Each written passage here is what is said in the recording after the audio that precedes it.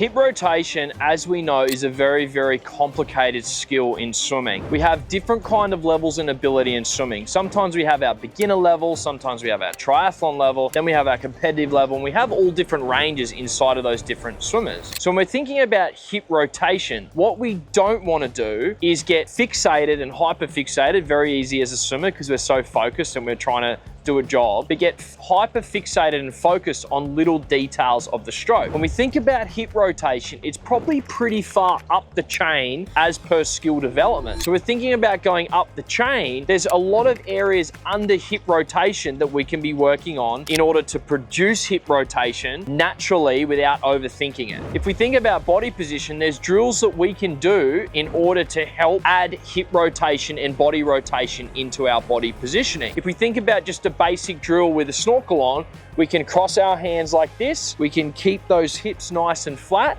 We can kick, working on our body position, face down the water, and just practice that nice rotation in the water. Now, I'm not thinking about my hips when I'm doing that. So I'm naturally just thinking about keeping my hips nice and still, getting used to the feeling in the water, and then you can start implementing that into the full stroke without actually thinking about your hips. When we think about catching and we're thinking about getting length and time out the front of the stroke, what actually produces the length and the time out the front of the stroke is what we do through the back of the stroke. It's kind of like getting bit deeper into thinking about our swimming. A lot of swimmers are hijacked trying to spend more time out the front of their stroke, but it actually comes from the power of the back. That's what gives us that time out the front of the stroke to get over the stroke. Notice how I haven't even spoken about hip rotation yet. So then when we get further up the chain and we start being more complicated and more advanced in our swimming alignment, then we can start thinking about our hip rotation. I know in my own swimming that I actually have a drop on my left hip and I have quite a lot of hip rotation in my swimming. Now, one cue that I'm focusing on at the moment is thinking about having a bit of pressure on my left hip when I'm pressing on my right hand. Now you can see that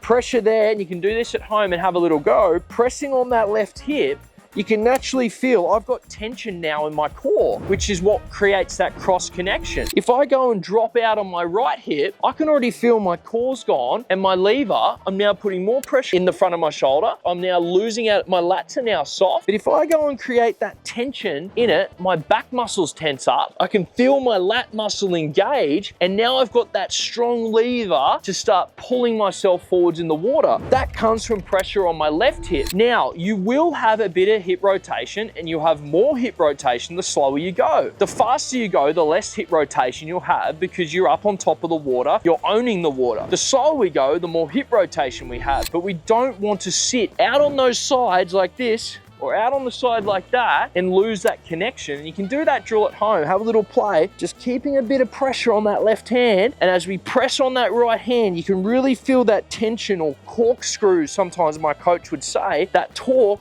that allows me to connect and brings me onto that next stroke. And that's what really, really is beneficial to that hip rotation. Just to recap though, we don't want to focus too much on the hip rotation. We want to focus on that further on the journey based upon our skill level. Hip rotation, we don't really want to be thinking about the hips and rotating from the hips. We actually want to be thinking about not rotating from the hips. So when, like I said, when we're pressing from that hand, I'm actually thinking about opposite rotation on those hips. So we don't ever want to use a cue or use wording that is going to complicate swimming for us, because our brain is going to take it literally. So if I think about hip rotation, my brain thinks hip rotation. But if I think upper body rotation, naturally my brain starts thinking more about my upper body. So even the wording we use in swimming and the way we describe swimming is really, really important. And for the swimmers out there worried about their hip rotation, put a ban on yourself. Don't even mention those words and start training your brain to think more about upper body rotation and less hip rotation. We at My Swim Tutor truly believe that the biggest gains always come from body position first and correcting you and getting you sitting on the water right, and then moving into what we call catching, some better programming, working on our training parameters. And there's so many other things that you guys could be working on or focusing on